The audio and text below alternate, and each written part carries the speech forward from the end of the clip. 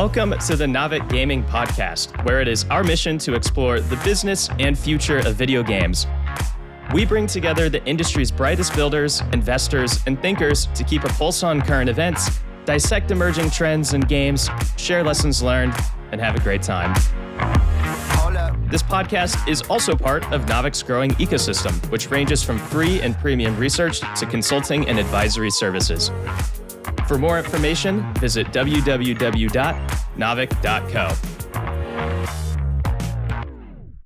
This episode is brought to you by Overwolf. With over 1,500 games supported, 165,000 creators, and 38 million monthly active users, Overwolf is the guild for in-game creators. Whether you're a gamer, creator, or game studio, Overwolf is the ultimate destination for integrating UGC in games. For game studios, Overwolf offers CurseForge for studios, a white label solution that lets game makers and publishers easily integrate mods safely and seamlessly into their games, both existing and new, at zero cost. It's battle-tested by AAA studios and games, including Maxis with The Sims 4, Studio Wildcard with Arc, Take-Two Interactive, and others. For creators, Overwolf is the all-in-one platform that enables creators to build, distribute, and monetize in-game apps, mods, and game servers. In 2022, Overwolf paid over $160 million to in-game creators, proving that they truly value the talents and contributions of the gaming community. You can check out everything Overwolf has to offer at overwolf.com or check out the details in the show notes. And with that, let's jump into the episode. What's up, everyone, and welcome to the Navic Gaming Podcast. I'm your host, Alex Takei, and this is the Interview and Insight segment. Today, I have two guests, both the founders of something I find pretty interesting and pretty important, not only because of where they are building, but also because of the what. Today, I'm joined by the founders of Tiny Comet, Anca, Agapi, and Emily Tierney. They're the founders of a studio dedicated to building on the Roblox platform and are coming at gaming from the lens of education and special needs.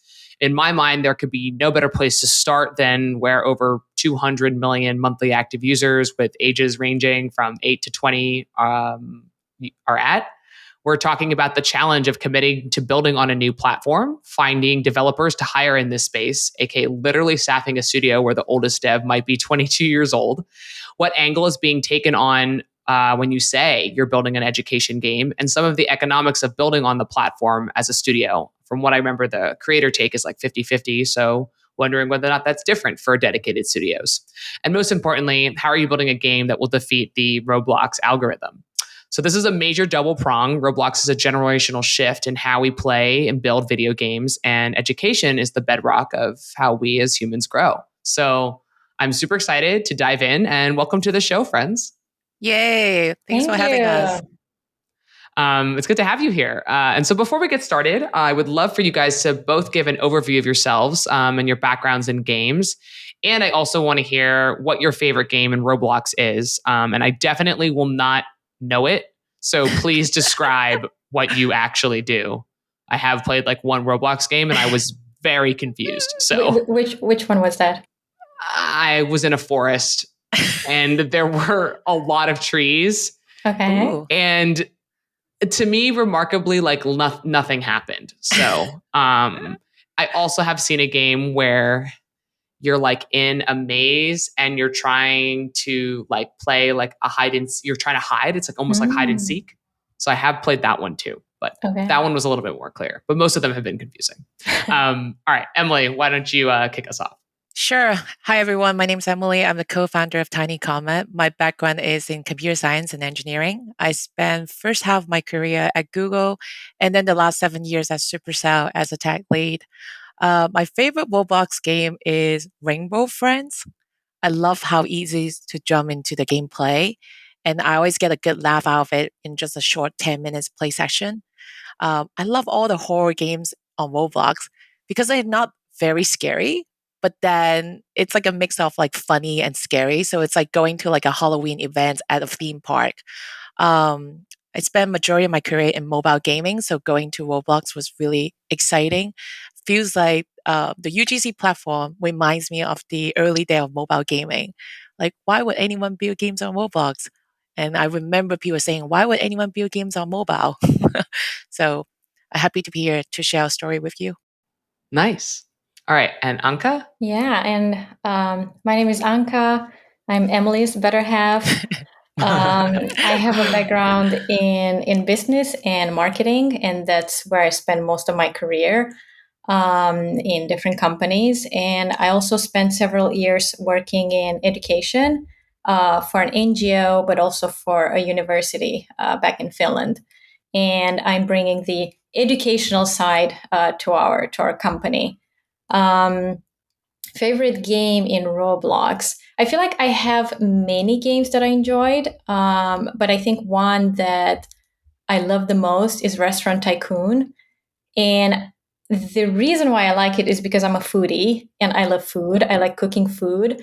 And I feel like it goes back to the aspiration of owning a restaurant. So that's my retirement plan. So, when I'm old and have nothing else to do, I want to open a restaurant somewhere on the beach. So I feel like the Restaurant Tycoon is kind of resonating to that aspiration. Those management sim games are recently quite popular. I was actually reading about, it's like eating venture. I don't know. I can't remember what it was called, but I was reading about something that's kind of similar to that, managing a restaurant. My partner is actually playing a game where you manage people's like social media career. And like, it's the simulation of like real world management, is growing, but very cool. So thank you for sharing a little bit both about yourself, but I would love to understand how you guys met and then what kind of both compelled you to found the studio together. Yeah, I actually met Anca, I would say 8 years ago. So I worked with Anca's spouse at Supercell, and we met through many of like the Supercell events, whether it's like the spouse offsite, the company events, and you when you vibe with someone, when someone's kind of on the same wavelength, you kind of keep remembering that person. And when we first start thinking about starting a company, I think the thing I keep coming to this most important thing about partnership is this person gonna give me the confidence to start this company and make me believe that this is what I can do as a team? And I just couldn't think of anyone better than Anca to do that with. And 6 months later, you know, we went through the speed one accelerator, go through a lot of ups and downs, whether it's like personal events and company matter. Like she's the person for me. Yeah, and I think also what's important is that we really complement each other. We share the same values, we have the same ideas, but when it comes to working style, she always sees things that I don't see, or the other way around. And I feel like from that point of view, it feels like we have like a 360 overview of whatever decision we want to make, because we see like both perspectives. So that's pretty unique. That's awesome. That's very serendipitous, and again, good on Supercell for creating what we in the business world call collisions. For folks to mingle. So that's really fun. Okay, so you guys gave me a bit of overview about yourself, but at a high level, I would love to understand a bit about the game that you're building, your studio, Tiny Comet. You mentioned that you're building education games, but tell me a little bit about the type of game, the platform, the target audience. We'll dig more into like the specifics of the game first, but just kind of generally at a high level. Yeah, I can kick off and then have Anca back me up on some of the points. We really focus on building history-based learning games, and the reason why we're so interested in history, because history is just a great IP. Whether it is U.S. history, art history, world history, there should be more games about our collected human experience. And if I think about some of the best learning games, for example, Assassin's Creed, This War of Ours, Age of Empire, you don't even feel like they are like an educational game. You just think that they're great games. But while playing these games, you learn so much about Egyptian history, the war in Poland, and the Mayans. And we were so inspired by those type of games. So the target audience is 10 to 17. I think that we want to create these immersive world RPG games, and these game mechanic and game loop are complex. So it's not just a very simple loop. You do something and you're done. We want to really adapt like some of the best learning from RPG games into our learning games. Yeah, and also we believe that history um, can be learned through playing games and through play in general. And I feel like when I was studying history, it was all about memorizing dates. And because of that, I really didn't like history. And now I wish I could go back in time and learn history differently, because history is a lot about questioning society, understanding what happened in the past, how is that impacting the present, how will that impact the future, how history repeats itself. And many times you cannot experience history through a textbook. You need to get immersed into it. And what's a better way to immerse yourself in history than playing a game and immerse yourself in that world? Yeah. So that's what we're trying to do: immerse students and children in historical games. Yeah. And I think you're doing something that's actually really quite important. I think maybe for those that you guys are obviously quite probably attuned to the broader space of education. And we also all know that in general, ed tech has like a relatively bad rap, uninvestable, won't generate returns. But I'll just share with you guys, and maybe we can talk around this. But the TLDR is that for at least the United States, the humanities in general are in trouble. Majors in core subjects like English, history, foreign languages, philosophy, and religious studies have fallen significantly over the past 20 years. In 2009, I believe that like 55,000 degrees in English language were earned, Lang and Lit. And today it's like 3,300. 33,000. Sorry. And the majors in all the other subjects are also down like 40% from their 2010 peaks. The opposite's happening with STEM, but who will know what will happen, how AI will impact this going further. But also on the testing fronts, ACT scores have slid to 30-year lows across all subjects, dropping to an average score of 19.5 out of 36. My brother got a 36. And so I'm just like, wow, like 19.5 is way lower than a perfect score. And this is obviously likely due to the cascading effects of schooling during the pandemic, and generally indicative that people are less ready for the college curriculum. And also, you just mentioned, like, yeah, the way that things are taught are not necessarily conducive to the way that they could be learned in the most effective way. But I guess my question to you guys is, can you describe to me why you think building education in games in Roblox specifically is going to work? I hear the points around Age of Empires and stuff like that, but why did you pick Roblox specifically? And what are players doing there that you think indicates that they'd be attracted to playing a long form educational history game versus the tag game that I was speaking about at the beginning of the episode? Well, I think the trick is that we don't advertise ourselves as an educational games to players on Roblox. That's number one. Because kids are so smart, right? Like if you tell them this is good for them, they would absolutely not do it, right? It's like they can spot a chocolate covered broccoli from miles away. But what I really love about Roblox as a platform is it allows players to take a field trip, whether it is, going to the space, under the sea, or some magical fantasy world. And when I think about history, the best type of history programs or media, whatever, that it's allow you to experience what it's like. So we want the players to have this opportunity to take a field trip in the past. So when we were building the games, we try to like really make the environment mimic that period of time, but it doesn't have a very strong narrative. We want players to actually create their own narrative. Like these are the harsh environments in that time period. This is a survival game. These bears are gonna be fierce, and you have to figure out a way to work as a team. And what kind of story are they gonna be able to tell and create as a group? And on top of that, like we think about learning, right? Learning and gaming go so well together because grinding is learning. Every time you play a new game, what do? You have to learn the system, you have to learn the environment, you have to learn the rules that this world impose. And if we can like just mimic those like objective into the learning games, then history, the subject itself just become the IP, the background story. And now you learn the rules of this virtual world. This is the harsh environment during that time. You cannot grow crops. The winter is very harsh, and these animals gonna kill you.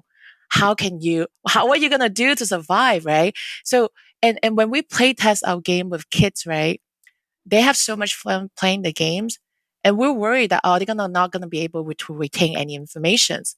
But toward the end of the playtesting, they can tell us like every single natural threat that was occurring to them during 1600 Jamestown. They remember why it was so hard to survive as a survivor, a settler, sorry, and what is the causal impact in that environment.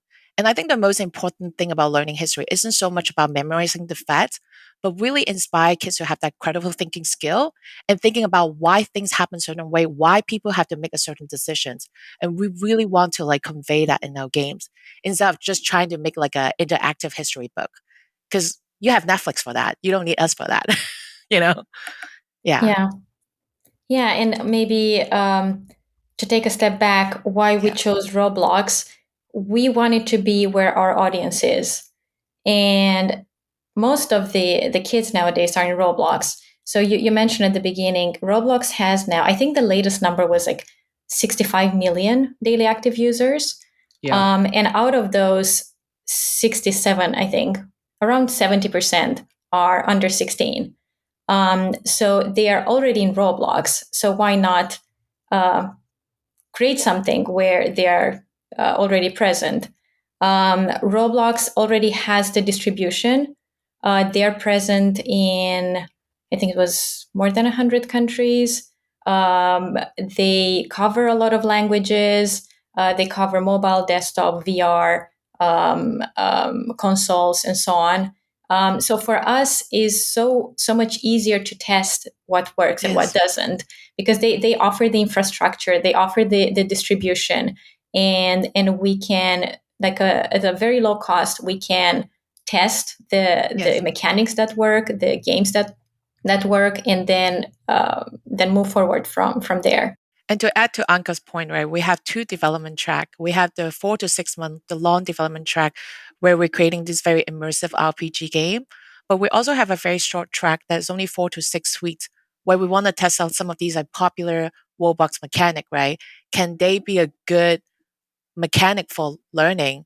There's so many of these obby games in Roblox. Those takes like no time to make, right? Why not sprinkle some learning element into it and see if kids actually like it? And if it doesn't work out, it's only like 3-4 weeks that we spend on. Let's just run another game and test another games.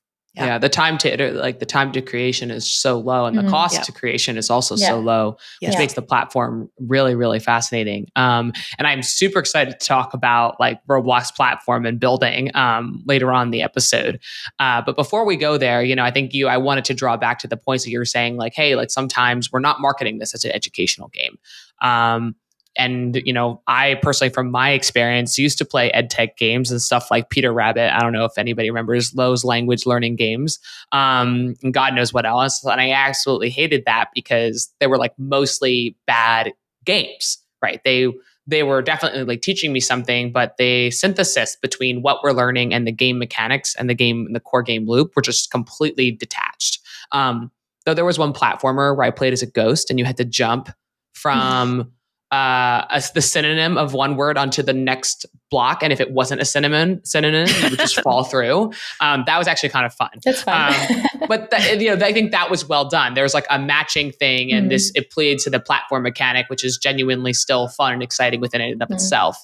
But you guys are talking about building a history-based game. It's maybe similar to like what Civ 6 does, and you go through the generations. Right now, you mentioned that some of your players are playing in Jamestown, and I'm wondering what are the actual mechanics that you are having your players do to actually grok with, similar to, I said, the platform game where you're jumping to get synonyms. What are your players actually doing, and how long are their sessions, and is it chaptered based? Like day 1 in Jamestown, we are getting wood.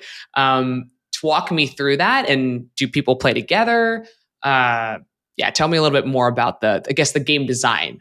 Yeah. I will let Emily take this. She's the brain of the game. Well, when we first approached the game design in Roblox, right, I realized that my mobile gaming skills became a bit useless. I actually have to got a lot of help from our developers, the young developers who've been on Roblox for 10 plus years.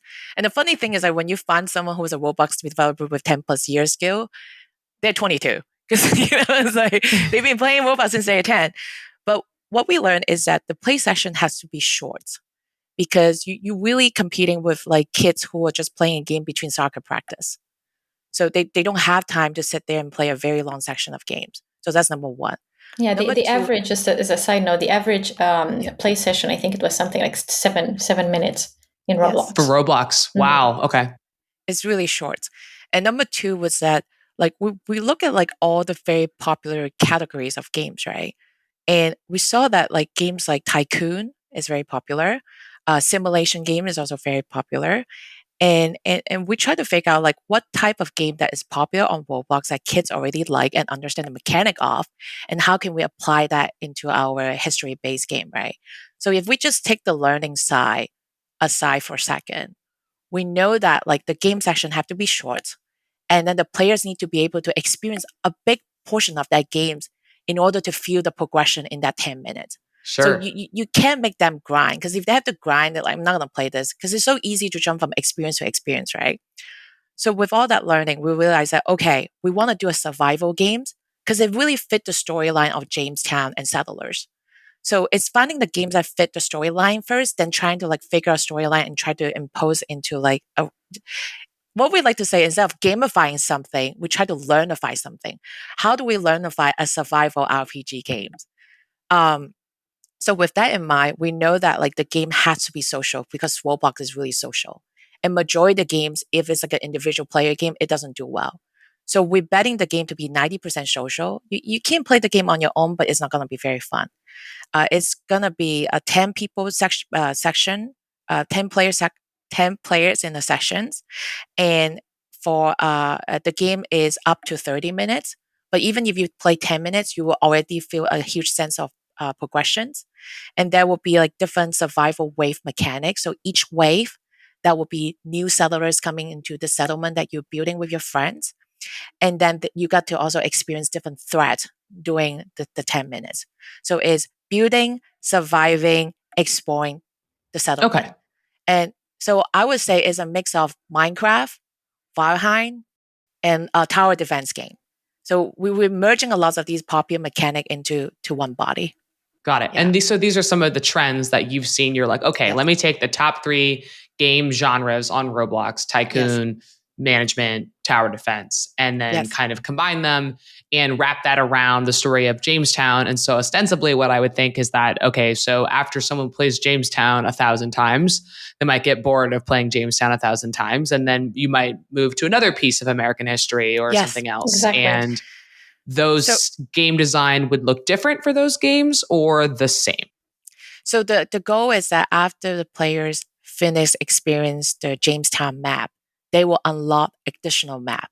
And those additional map would then become a different part of American history.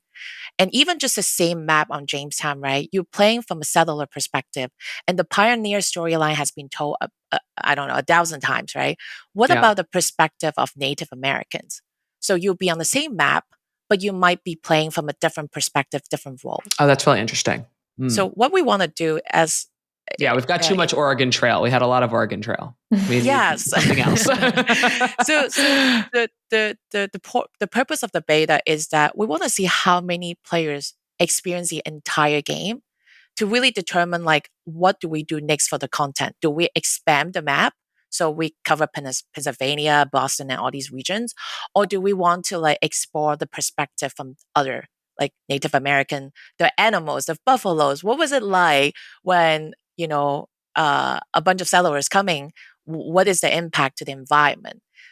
So we want to learn those lessons from the beta and then co-create the games with the community to see what they're interested to learn more. Yeah. And I think like this goes one peculiarity about Roblox as a platform is that they themselves don't encourage a very long cycle of game development. You should develop the game in 1-2 months max, put it out there, get feedback from the players, and then co-create with them. So now we're trying to have this rapid cycle where we put the game together, we put it in front of the players, we get their feedback, and then what will be next will be pretty much decided by our players. Yeah. Got it. Okay, so there's a strong element also of collaboration Yes. of between Tiny Comet, the studio, and Tiny Comet's fans. Yes. And so maybe this is actually like a good way to jump into, you told me about your founding journey and how you guys met.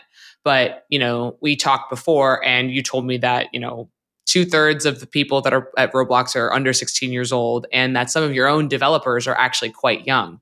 So tell me a little bit about who you've hired and your relationship with your current community that you have. Yeah, so hiring was really interesting because it was different than how I used to do hiring at Supercell and also at Google.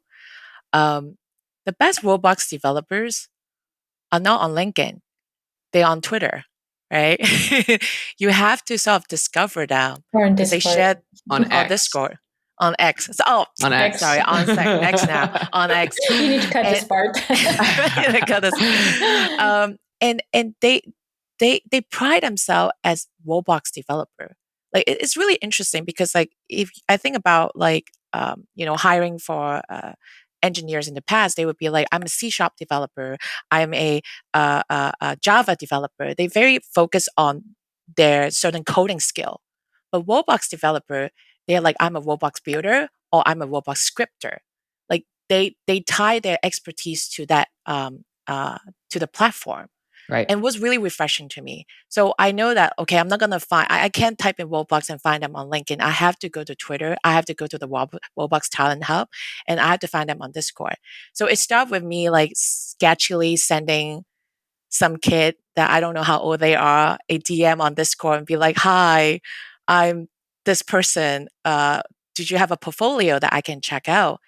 And what was interesting is that for the first 3 months after we hired these developers, first as like a freelance contractor first, we don't know what they look like. We would get on these like call and there's no camera. I have no idea what they look like. And I only hear a voice and a black screen.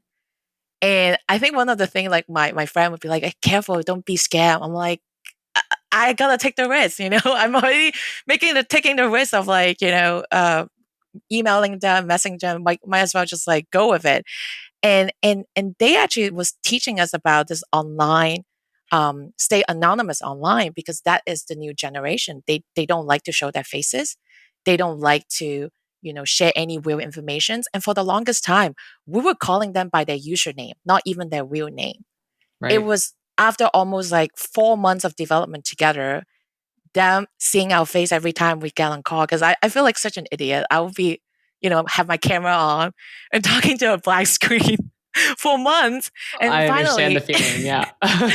finally to gain the trust. And then once they trust you, oh, that relationship completely changed. Like I see them, doing so much extra work and believing in the missions. And that's another thing with like young developers is that they are more inspired by missions and impact they're gonna make than just purely monetizations. Um, yeah, I let Anca add a bit to that. Yeah, I was surprised how strong values they have. Yes. How they're very mission driven. They have an amazing can-do attitude. And I feel inspired working with them every day is just so inspiring. And they make me wonder, what was I doing when I was their age? Yeah, it's amazing to work with them, and not to mention the expertise they bring from Yes. so many years being in Roblox, and we are learning Roblox ourselves. And I can say like we learned so much in the past months, and maybe I don't know, maybe half or more than half wouldn't be possible without them. Yeah. And I have to share the story with you, Alex, because I remember we were like talking about monetization with the team. And, coming from mobile, I would say we got to do gotcha boxes, gotcha is what make money in mobile. And the team correct me immediately. It's like, we're not going to do gotcha boxes because that doesn't stand with our value. And I felt like a bad person. I'm like, what? And Welcome to PC. Welcome. but not only it's not that. so easy over here for monetization for us in PC and console. But what they were trying to explain to me is it's not only it doesn't align with the value, they're trying to explain to us that it doesn't work in Roblox. This generations of players, they don't monetize on gacha anymore because they know it's not something they want to spend on. And when we talk to other like experts, we learned that only 10%, like in a lot of games, only 10% of the revenue came from gacha on Roblox experience. Wow. Which is completely different from what I've learned in mobile. Like any games I play on mobile, it's hard to not find a gacha box, Sure. So yeah, for sure. Yeah. Wow. That's really interesting. And I think I think that definitely groks with a lot of people who are in Gen Z or, identify and they want to support companies that are like for good cause, that abide by a lot of the like green and climate and social change values, et cetera. But you talked about, I think last time we spoke, you actually said that a great phrase. You said you hired your customer, right? An 18-year-old person, a 16-year-old person, a 12-year-old person, right, is your customer. And so therefore you hired them as developers. And so you guys have how many people working for you? Right? How many employees? I would say contractors, freelance, and full-time together is like 7. 7? Okay. Yeah. And I guess like maybe, and this is, I guess, a question that's particular to the fact that they're quite young, right? An 18-year-old, I mean, I remember being 18 and I seemingly had a lot going on in my life. So the first question is, how are you planning to ensure stability and conviction that features are going to ship on time? Because if they're going to soccer practice or they're applying for college, right, they might have bigger things on their plate. And the second is I'm wondering whether or not you're involved in any of the parental situation of kids that are basically working for you guys and how you're navigating kind of like the labor laws of people being so young. And also making sure that parents understand that what they're doing is very legitimate. They're being compensated for that and that you guys are not the scammers, which I could see potentially a parent who's very, very unfamiliar with Roblox or gaming having apprehensions about. Yeah. So most of the kids we're working with, they're already working as contractors, and they already have they have many gigs at the same time, which sometimes can be like a downside for us because they have so many things that they work on, and there might be delays as you said. And then the ones that are working full time with us, they're actually working full time. They graduated and then they're looking for a more like a stable job. So it's interesting to see how they're managing school and freelance projects at the same time, and they stand up to them so nicely, like at 16. As I said, like I'm impressed by them. And of course, their parents know what they're doing since they are. I think Emily, there was something with a contract that you had to sign with the parents. Yeah, well, being mom ourselves, it's very important that they prioritize schoolwork. I think Anca and I would. It's just so. None of this is normal, Alex. None of this is normal. Okay, it's weird when we get on the call. It's like, hey guys, have you finished your homework yet? Like, is everything good at home? Okay, because this can wait. And then we have like a 17 years old intern, right? He was gonna skip school that day to like do a research for us. And I was like, do not skip school. Go to school. Do not do this. This can wait. But like, of course, I'm like so inspired by their drive and ambitions and wanting to do good for the world and help us in this project. But we always want to prioritize for like, their schoolwork. And I think like us being mom, and us having that relationship with them really helped building that trust. And maybe I think being mother ourselves, we actually play into our advantage, because then in a way they also feel like we are constantly looking after their well-being. One of the challenging thing with working with such young team is the schedule is all over the place, right? Oh my Like you gosh, I said, bet. a lot of productivity on the weekends.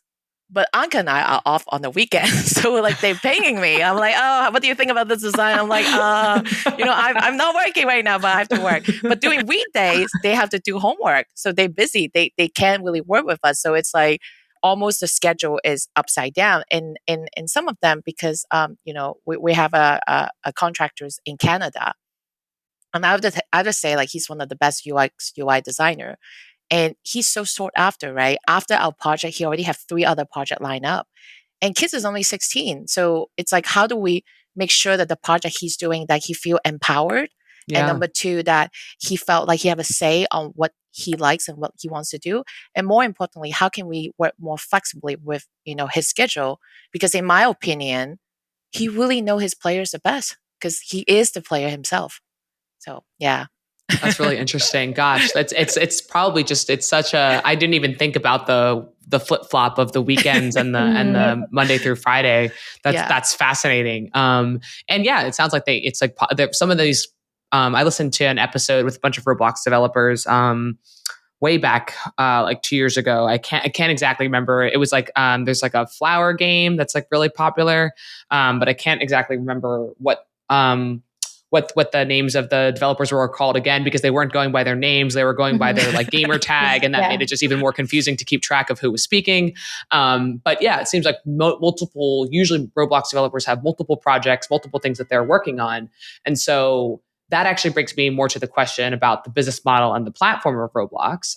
Most of those guys are probably working 6 gigs because they split 50-50 on all the things that they're doing. So walk me through how it works for you guys, because you guys are a third-party developer that's on Roblox, and then you are hiring Roblox creators. Walk me through the economics for the studio and how that works. We'll talk business model, which obviously is probably deeply seated inside the Robux economy, because that's what you guys are kind of stuck with. But what does that actually look like? And what does the actual sharing of the bottom line look like for Tiny Comet, your employees, and then the people who contract with you? Are they still splitting 50-50 because they're creators? Tell me a little bit about that. When we first approached the Roblox creators and developers, we're very clear with them that the goal of our game isn't to make money way away, is to really drive impact, to really break up this, to really disrupt this category of games. It's really hard to make good games already. And when you want to make it educational, you make your problem exponentially harder. So our priority is, how can we just break that barrier? How can we just inspire a group of developers wanting to work on these projects first, and have some of these learning experience to be the one on the front page? So we're very transparent with them. It's not going to be that type of game that we're going to monetize the crap out of players. We're just not doing that. I mean, especially we're not even doing gacha boxes, right? So we said that we'll pay you a good, contracting fee, and it would be a fixed fee. And if you want to do rev share, we're happy to do it, but just know that that's not the goal.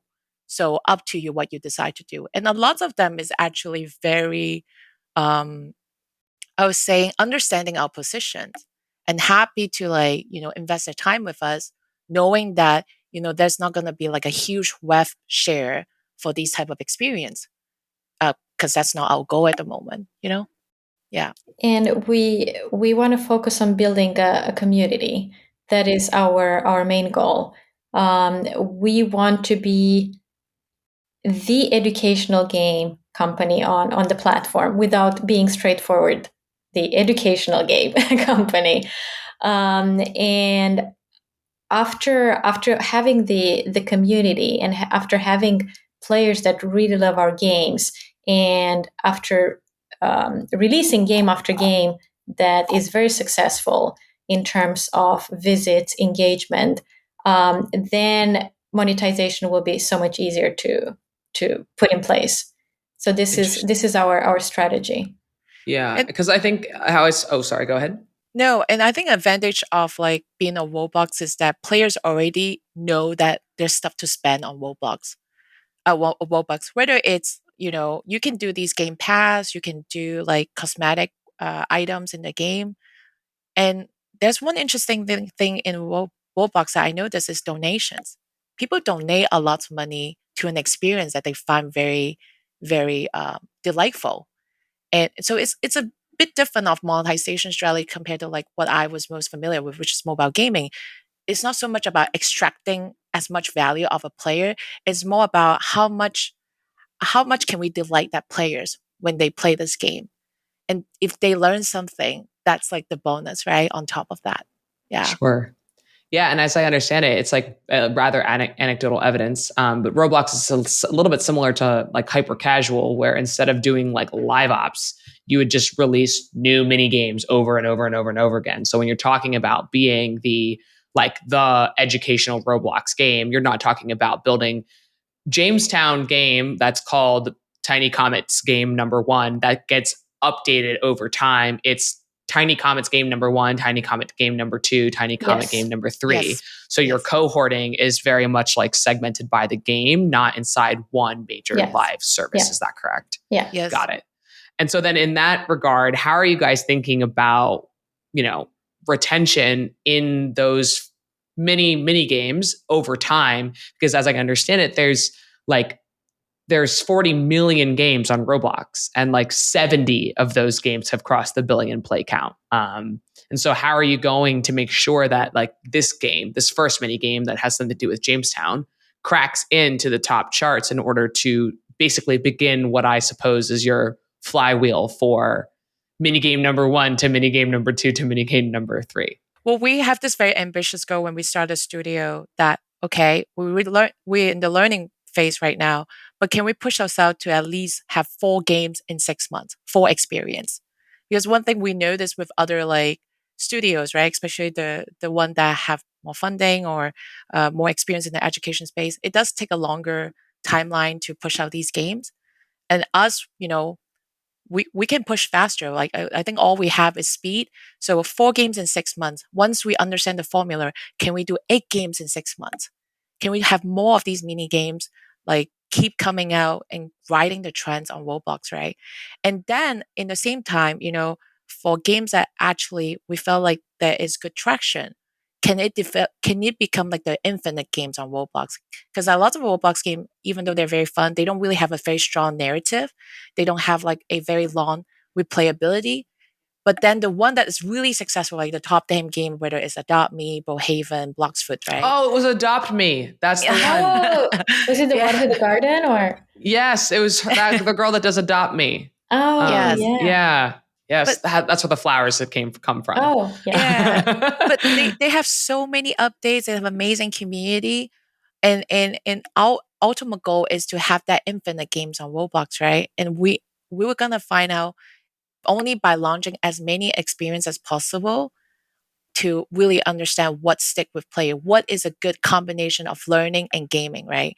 And I talked to a lot of like other developers, like some random ideas we have is a cafe management game, right? Someone was telling me cafe management game is good for language learning because what's the first lesson you learn when you learn a new foreign language? How to order food in a restaurant. So why not make like a cafe simulation game that teach you foreign language? So there's just like so many ideas that we want to try with our team. And the goal is like how fast can we build those experience and test if they work. This Yeah. is so cool. Yeah. And I think also there's so much improvement in some language games. I tried to teach myself Japanese through a Nintendo game not Nintendo game, sorry, a game on the Nintendo 3DS, and it was just so boring. It was the worst. The only word I learned was watashi, which means we, and that's the only thing I remember. wait until we release our game. I'm excited. Yeah, but as Emily said at the beginning, we are having 2 tracks: the long-term track and then the short-term track, and that also aligns with Roblox's players. So Roblox kind of divides its players like in tourists and locals, and the tourists are the ones that jump from one experience to the other. And they like this like short games that you play for, 5 minutes today and then tomorrow you don't come back. And then you have the locals that want to go deeper into an experience and they play the same game all over again. So by having these two tracks, we want to have something for the tourists that come and play something fast and leave, but also something for locals where the content can be deeper and they can replay the same game all the time. And many times, these shorter games, we'll have to sunset them eventually. So we will continue this longer games with longer track. So in a way, we're trying to feed one game into the other and then see what works and then develop the ones that stick into these long-term games. I see. Yeah, it's a really interesting way to break it down. But I like that there's again this specific attention from you guys as a Roblox third-party studio to understand specifically the behaviors and the consumption habits of Roblox players, which might be different than a different gamer on some other genre or whatever. A couple quick questions there that keep on popping up that are more just like logistical, but like you mentioned that you're going to build 4 games in 6 months. How much capital is typically required to build a great third-party Roblox game? And second, how many other Roblox third-party publishers are out there? I know there's a lot of creators, and those are more like individuals, like the 16-year-old kid that you were alluding to. But how many other like incorporated studios are there? Yeah, so to build a game, I think just the scripting can be anything between 40,000 to 100,000 just to build the game and leaving marketing peanuts and for aside. AAA. Yeah. That's why it has to be like, a month execution and then put it out there. Sure. In terms of other studios, I honestly, I know there are a lot of creators, like millions of creators in Roblox. Out of them, I don't know how many studios. And I think a lot of them, I think the really big one is some of them are brand experience. Those are very popular on Roblox. Yeah. And the brand experience will work with like other agency that create brand experience. So do you consider them as in corporate studio when they are more like work for hire? So it's really hard to like categorize like studios that just building on Roblox. I think like the Uplift game, the studio that did like Adopt Me, right? They are in corporate studio, have like a team of 50 people, for example. But then once you get outside the top 10, even top 20, it become very like a mix of like creators or maybe working for agency or like part of like a brand experience. Yeah. And many times creators become studios. Yeah. Just because the games get very popular and then they start hiring or partnering with other creators and then they become a studio. Got it.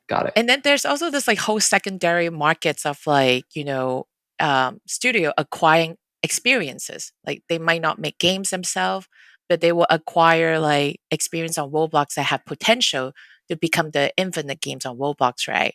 So those studio that doesn't necessarily like make games from scratch, but then they a purpose of just growing the games. So there's actually a lot of different business model in Roblox that people might not be like highly aware of, and we didn't know until we just thought that Roblox is kids making games, but that's so far from the truth. Fascinating. Yeah.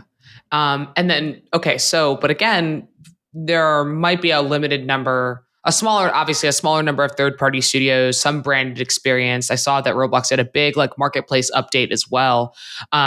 Still going back towards that profitability question, right? You've told your employees like, hey, we'll pay you a fixed fee. Maybe there's a rev share in the future.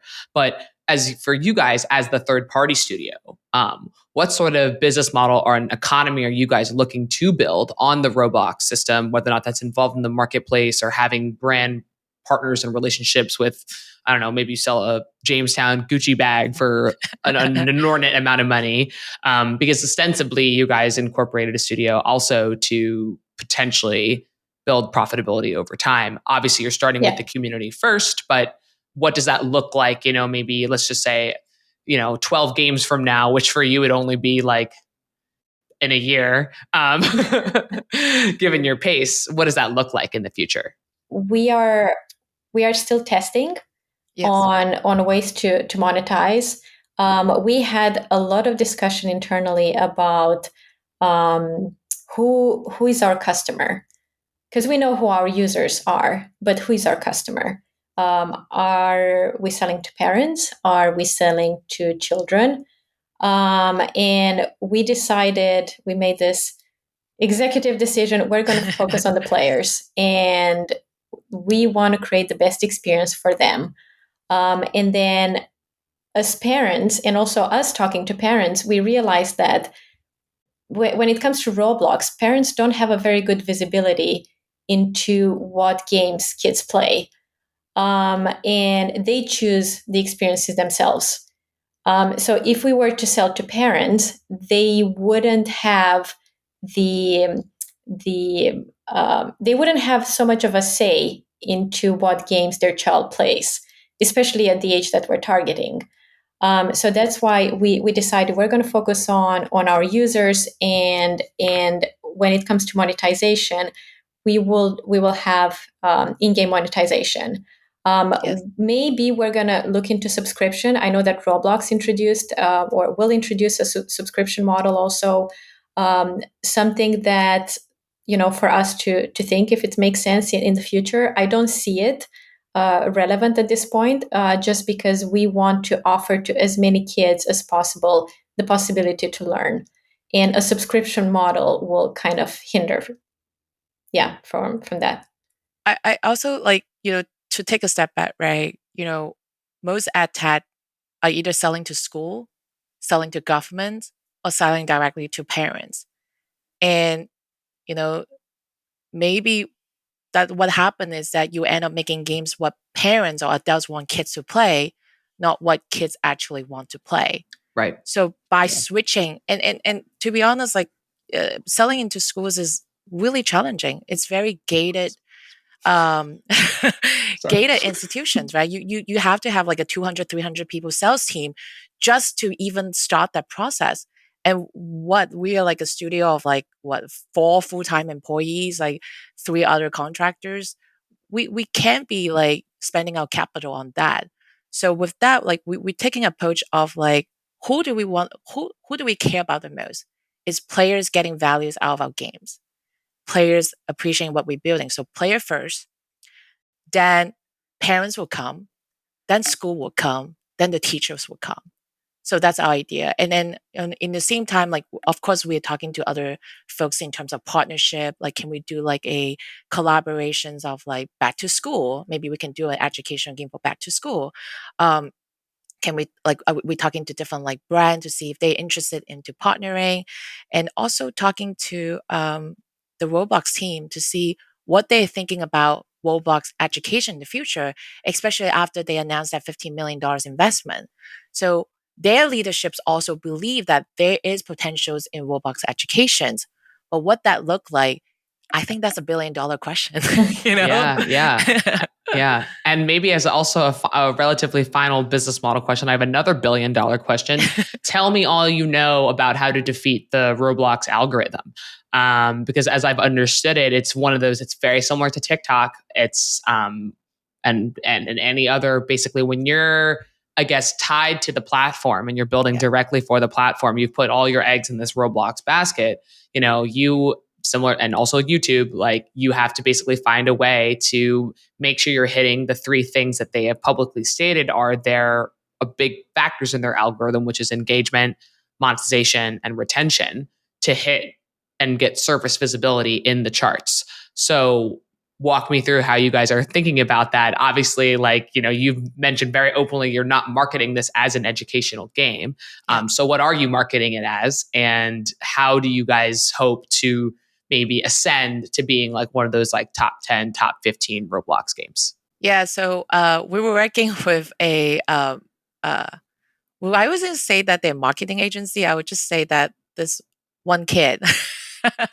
Well, they are a marketing agency. They are Of one marketing kid. agency. Well, a couple kids now, but we were very like transparent with like what we know and what we don't know, right? We don't know what it's like to market in TikTok, or like in Roblox, And we have to kind of go after the experts who has been doing this for a long time.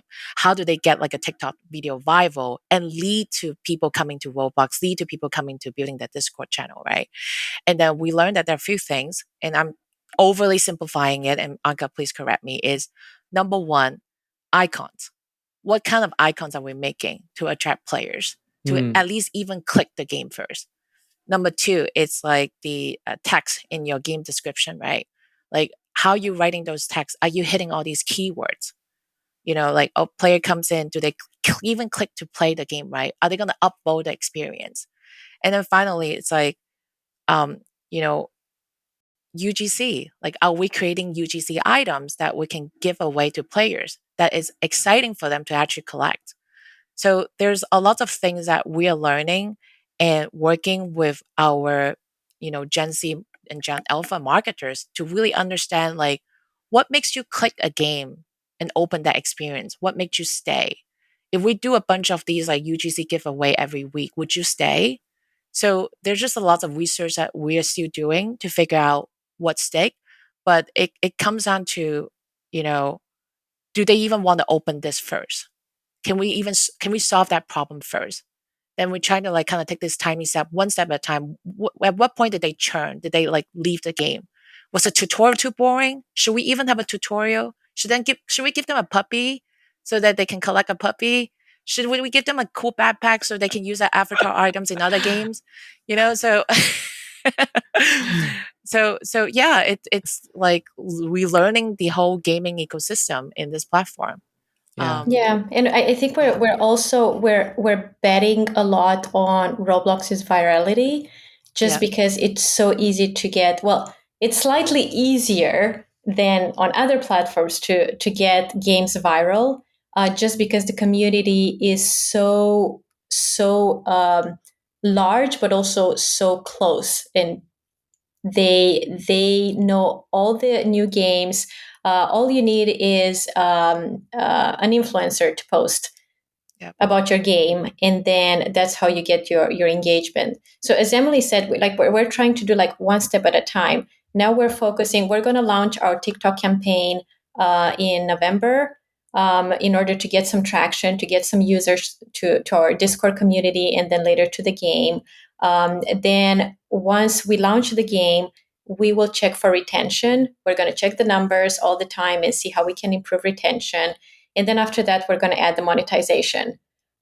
So I think, to be very honest, from what I'm reading on all the Roblox dev forums, nobody understands the algorithm, and everyone is complaining that they always make changes to the algorithm that impacts their game in a positive or in a negative way. So I don't think there is any secret recipe for that.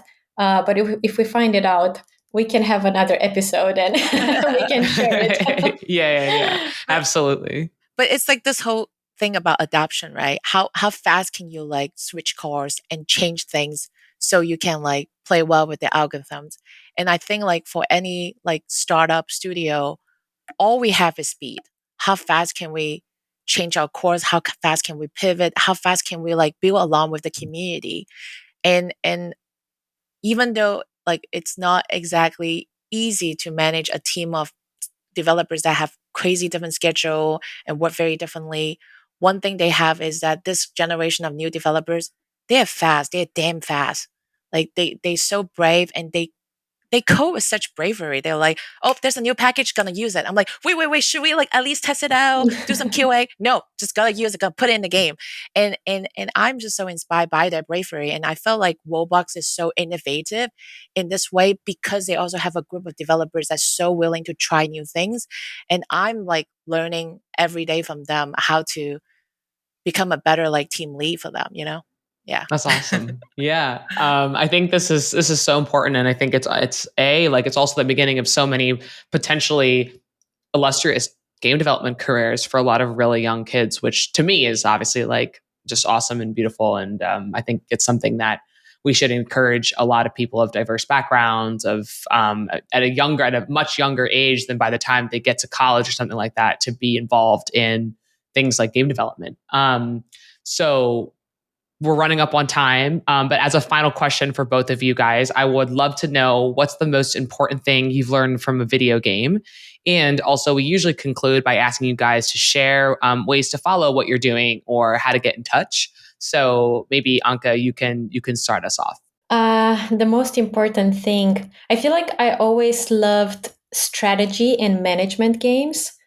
I'm a very organized person by by nature, so I think that's something that kind of maybe it helped me to be who I am now. So I feel like every strategy and managing and organizing everything. That's one thing that I always take away from the games that I played. Emily. Yeah, I think the thing I learned the most from gaming, it's kind of crazy because like I met my spouse through gaming, and and it's really that interpersonal relationship management. You don't think about that because you think like you play a games, but you actually learn a lot of people skills playing games because the person who you play against on the other side of the virtual world is also a person. So how do you communicate with them? How do you make sure they do the things that you tell them to do? How do you lead a raid in like World of Warcraft, right? It's just so much like interpersonal skills. And I learned a lot from that since I was a kid playing games. So yeah. That's awesome. And how can anybody get in touch with you if they're looking to follow the studio or? They can check our website. We have also a newsletter that we publish every quarter. Our website is tinycometstudios.com. And we're also having a blog, and we just wrote, I think the past 2 days, a post about what are the key ingredients for a successful Roblox game. Just based on our own research by us as a team playing playing different games every week. So please check it out on our website, on our blog, our post. Perfect. Yes. That's awesome. Thank you guys. And I think this is such a remarkable effort. I'm so inspired by what you guys are doing. I think that the amount of time that people are spending in our generation and in the generations below us, this is absolutely, I think, one of the best things a gaming studio can be doing for the future of education. And in addition to all of the other incredibly interesting things that you guys are doing on Roblox as a platform, I think this is one that's especially important to call out because it's something somewhat of a crisis in the US at least. So on that note, though, we'll be concluding. Big thank you, Emily and Anca, for coming on air. Thank you to our listeners. I will be back in 2 weeks. And as always, hit me up at alexandra@novik.co. If you ever have any questions, comments, or concerns, I would love to hear your feedback. With that, we're out. Thanks, guys. Yeah, thank you, Alex. Thank you. If you enjoyed today's episode, whether on YouTube or your favorite podcast app, make sure to like, subscribe, comment, or give a 5-star review. And if you want to reach out or provide feedback, shoot us a note at podcast@novik.co or find us on Twitter and LinkedIn. Plus, if you want to learn more about what Novik has to offer, make sure to check out our website, www.novik.co. There, you can sign up for the #1 games industry newsletter, Novik Digest, or contact us to learn about our wide-ranging consulting and advisory services. Again, that is www.novik.co. Thanks for listening, and we'll catch you in the next episode.